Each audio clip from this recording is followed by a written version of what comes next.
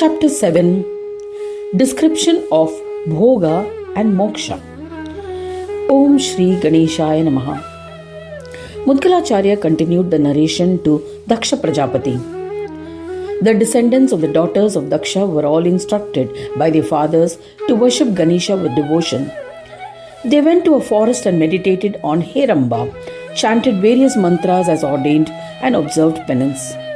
After 1,000 years, Gajanana became pleased with their devotion and manifested to grant a boon.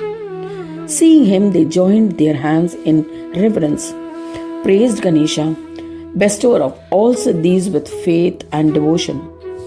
The son of the rishis said, "To Vakratunda, to the one who protects all his devotees, we bow to you.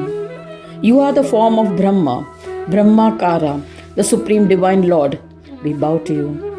To the one who can be experienced by the mind and expressed through speech, Manovanimaya, despite his form being beyond understanding of the mind and expression by speech, we bow to you.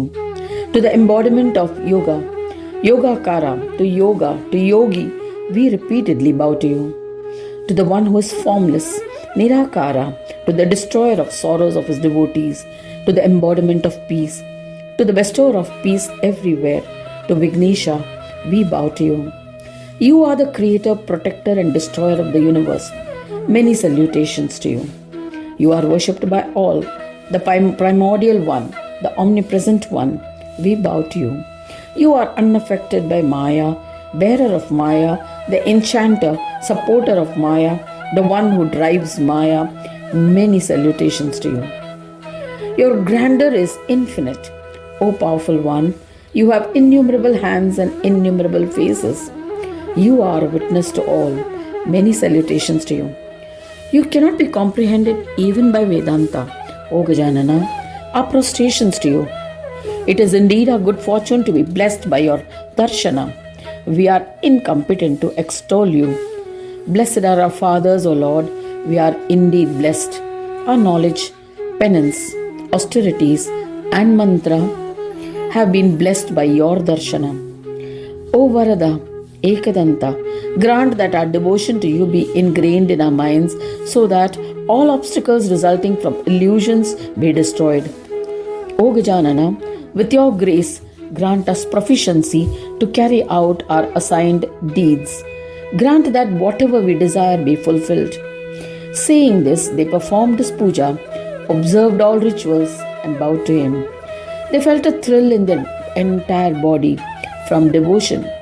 Lord Gajanana said to them, "Whatever you desire to achieve will be met with success. There is no doubt about it. Your devotion to me at my feet will bring you happiness. You will attain proficiency and everlasting fame. This stotra composed by you will be all siddhi bestowing. Anyone who reads or listens to it with devotion will be blessed with success in all activities undertaken.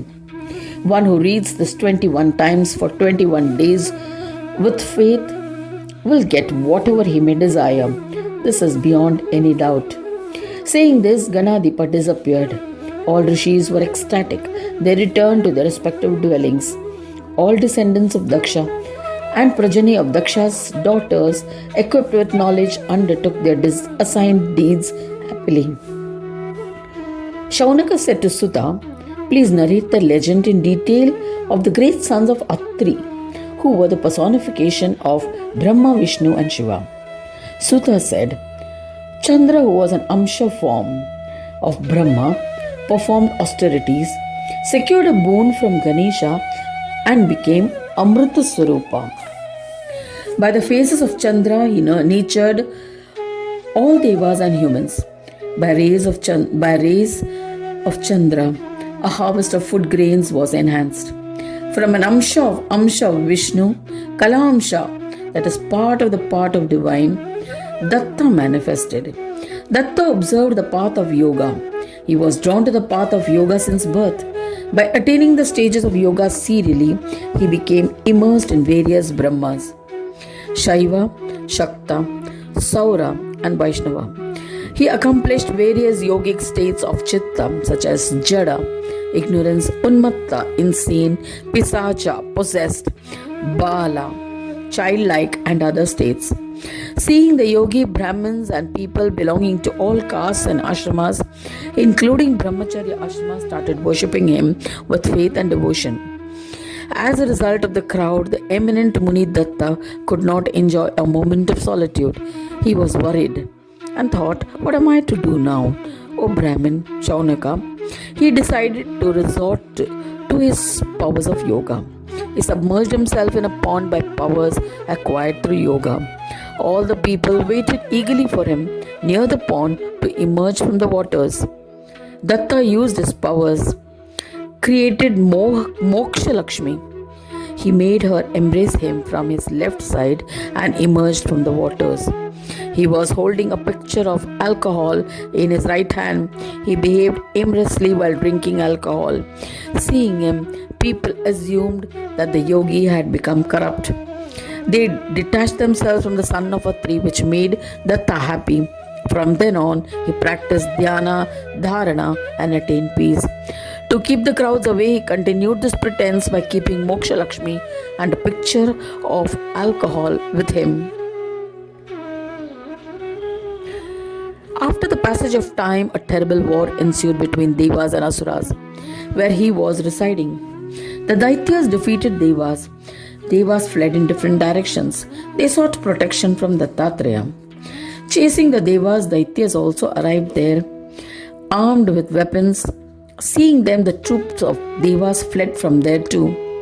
Mahalakshmi, an embodiment of emancipation, as beautiful Moksha Lakshmi, was noticed by Daityas. Smitten by her, they placed her on their heads and returned. If they had kicked her, they would have won the battle. This is without doubt. But as the Daityas placed her on their heads, their Asuric tendencies were nullified and they lost their powers. So Devas attacked them. Daityas suffered severely in the war, and the terrified Daityas retreated to Patal Loka. O best of Munis, Shaunaka. Then Moksha Lakshmi disappeared from their presence. The Devi who had manifested from Brahma became absorbed in Brahma. Shaunaka asked Sutta, "O Sutta, what you have narrated is a mystery which I cannot solve. Please explain. Why did Moksha Lakshmi, when placed on the head of the Daitya, grant him unhappiness?" Sutta replied, "O Shaunaka, you have asked an appropriate question. I shall recount what I have heard from the omniscient sage Vyasa to you. Listen attentively. All Daityas have tamoguna and rajoguna qualities. They are thieves, immoral, and adulterers. They were worshippers to Bhoga Lakshmi. Bhoga is to derive pleasure from enjoyments. Bhoga refers to enjoyment. They would harm others, hurt animals, and drink alcohol and other intoxicants regularly. They committed various sins. They always criticized sages, munis, gods, and yogis, Vedas, Shastras, and Puranas. They terrorized others. These Mahasuras were riddled with defects. These Asuras loved enjoyments. They never deserved liberation. Though they were blessed with a body capable of all good deeds, they never desired liberation. They are constantly engaged in various pleasures. They trampled mukti with their feet but gave immense importance to bhoga or enjoyments. They placed Bhoga Lakshmi on their heads. Devas and rishis always desired liberation, hence they sensibly revered Moksha Lakshmi with great humility. They placed this goddess of liberation on their heads. When Asuras became associated with a yogi, Dattatreya, they carried her on their head and she became auspicious for them. I shall explain the reason. How was it possible for her to be auspicious for the evil and adulterous? This would mean that it encourages such vile behavior. How was it possible? She must be enraged and kill them. O Saunaka, when they carried Mukti Lakshmi on their heads, in whom they were not interested, it implied that they shunned Bhoga Lakshmi. So Bhoga Lakshmi abandoned them, Moksha Lakshmi influenced them, and their thoughts changed. As a result, their tendencies were nullified.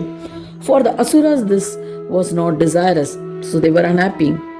So, O Brahmin, Shaunaka, these who seek pleasure must worship Bhoga Lakshmi. If an evil one seeks out Mukti Lakshmi, she can destroy them. Their lustful desires will be destroyed. Their desire to commit sins will be destroyed. When these tendencies were destroyed, their asuric demonic powers will be lost. So Bhoga Lakshmi is inauspicious for the Asuras. O eminent Muni, I have explained the reason to you. Those who desire Bhoga Lakshmi shun Moksha Lakshmi. Where Bhoga is loved, Mukti does not reside. Where Mukti or liberation is desired, lust does not exist. Bhoga Lakshmi is filled with vasanas, lust and passion. Moksha Lakshmi is devoid of lust, vasanas. Thus ends the 7th chapter titled Description of Bhoga and Moksha. In the second khanda of the Puran Upanishad, Srimad Mudgal Puran describing the legends of Ekadanta, dedicated to Sri Gajanana. End of chapter 7.